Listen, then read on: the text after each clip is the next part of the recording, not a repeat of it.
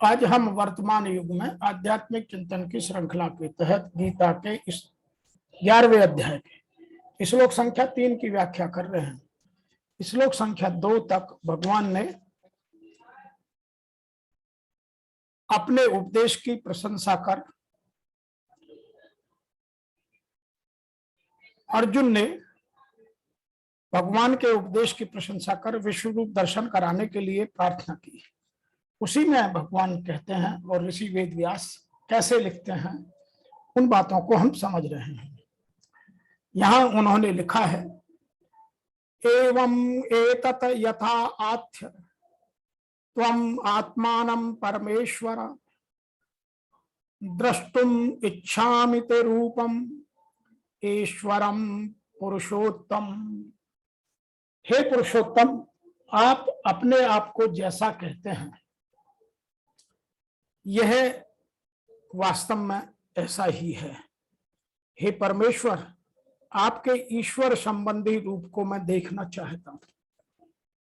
तो यहां अर्जुन ने सीधे सीधे प्रार्थना कर दी, हे परमेश्वर, आप अपने को जैसा कहते हैं यह ठीक ऐसा ही है, परंतु हे पुरुषोत्तम, आपके ज्ञान, ऐश्वर्य, शक्ति, बल, वीर्य और तेज से युक्त ऐश्वर्य रूप को मैं प्रत्यक्ष देखना चाहता हूं।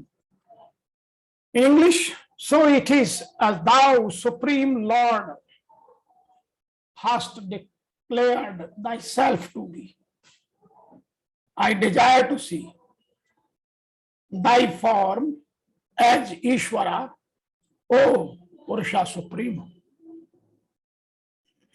Some people are describing, O Supreme Lord, what you have said about yourself is indeed like that. O Supreme Being, I wish to see your divine form. So now Arjuna has shown his wish. I want to see your Supreme. तो यहाँ इस बात को समझने के लिए हमें थोड़ा गहराई में चिंतन करना आवश्यक है। भगवान ने कहा है कि उन्होंने अपने साक्षात रूप में ब्रह्मांड के भीतर प्रवेश किया है, फलतः यह दृश्य जगत संभव हो सका है और चल रहा है।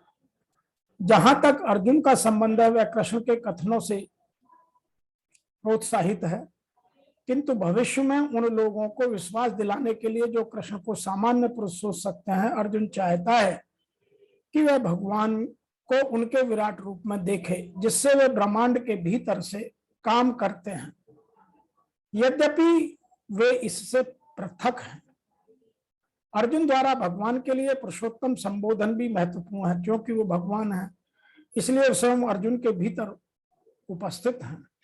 अतः वे अर्जुन की इच्छा को जानते हैं। वे यह भी समझते हैं कि अर्जुन को उनके विराट रूप का दर्शन करने की कोई लालसा नहीं है, क्योंकि वह उनके साक्षात देखकर पूर्णतः संतुष्ट है। किंतु भगवान यह भी जानते हैं कि अर्जुन अन्यों को विश्वास दिलाने के लिए ही विराट रूप के दर्शन करना चाहता है। अर्जुन को इसकी पुष्टि के लिए कोई व्यक्तिगत इच्छा नहीं थी। कृष्ण यह भी जानते हैं कि अर्जुन विराट रूप का दर्शन एक आदर्श स्थापित करने के लिए करना चाहता है, क्योंकि भविष्य में ऐसे अनेक धूर्त होंगे, मूर्ख होंगे, मूढ़ी होंगे, अज्ञानी होंगे, जो अपने आप को ईश्वर का अवतार बताएंगे। अतः लोगों को सावधान रहना होगा। जो कोई अपने को कृष्ण कहेगा उसे अपने दावे की पुष्टि के लिए विराट रूप दिखाने के लिए सन्नद्ध रहना होगा। तो यहाँ हम सब यह जानने की कोशिश करते हैं कि आध्यात्म में इन बातों को हम कैसे समझें। यहाँ शब्द आया है पुरुषोत्तम।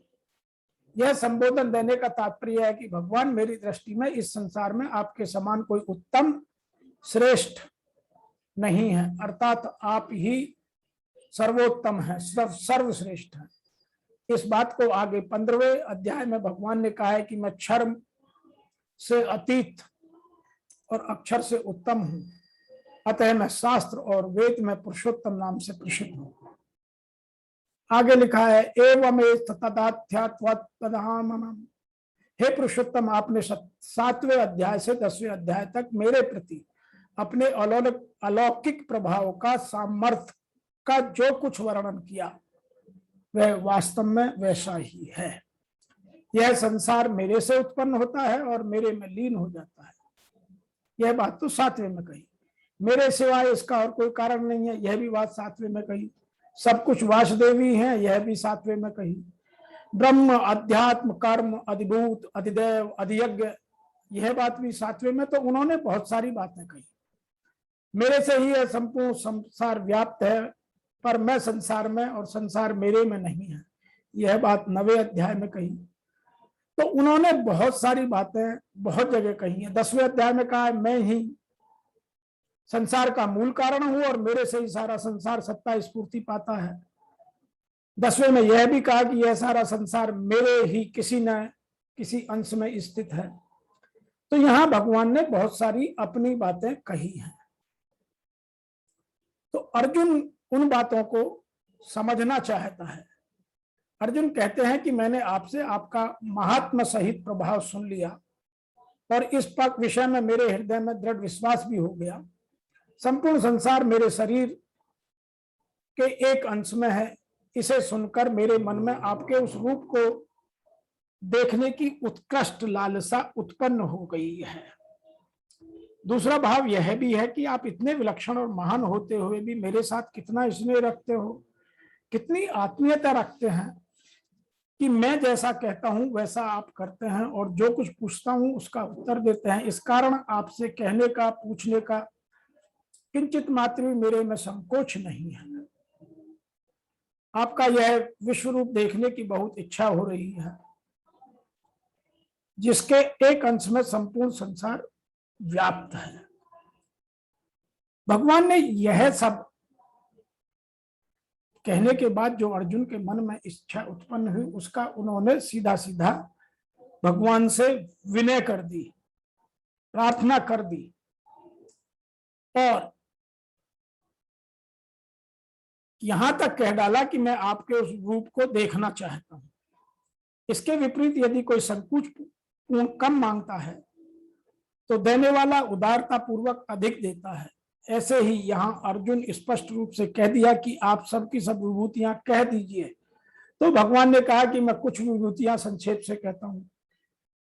इस बात को लेकर अर्जुन सावधान हो जाते हैं कि अब मेरे कहने में ऐसी कोई अनुचित बात ना आ जाए। इसके लिए अर्जुन यहाँ संकोचपूर्ण कहते हैं कि आप अगर मेरे द्वारा आपका विराट रूप देखा जा सकता है तो दिखा दीजिए। अर्जुन के इस संकोच को देखकर भगवान बड़ी उदारता पूर्वक कहते हैं कि तुम मेरे सैकड़ों हजारों रूपों को देख ले। दूसरा भाव यह भी है कि अर्जुन के रथ में एक जगह बैठे हुए भगवान यह कहा कि तू जो मेरे इस शरीर को देख रहा है इसके किसी एक अंश में संपूर्ण जगत, जिसके अंतर्गत अनंत कोटि ब्रह्मांड व्याप्त है। तात्पर्य है कि भगवान छोटा सा शरीर है पर उस शरीर के किसी भी एक अंश से संपूर्ण जगत है। अतः उस एक अंश में स्थित रूप को देखना चाहता हूं। यही अर्जुन के रूपम कहने का आशय मालूम यहां इस श्लोक में देता है। तो आज के इस श्लोक की व्याख्या से हम यह समझते हैं कि अर्जुन के मन में तो शंका नहीं है, लेकिन वह हम जैसे जिज्ञासुओं को, हम जैसे तत्वदर्शी जिज्ञासुओं के लिए वह कोशिश करता है ताकि किसी के मन में कोई संदेह ना रहे। और जो बहुत सारे लोग छली, कपटी, दंभी अपने आप को भगवान कहने लगते हैं, भगवान की तरह वस्त्र पहनकर लोगों की भावनाओं के साथ खेलते हैं, उन सबसे बचने के लिए भगवान का वह रूप देखना चाहता है।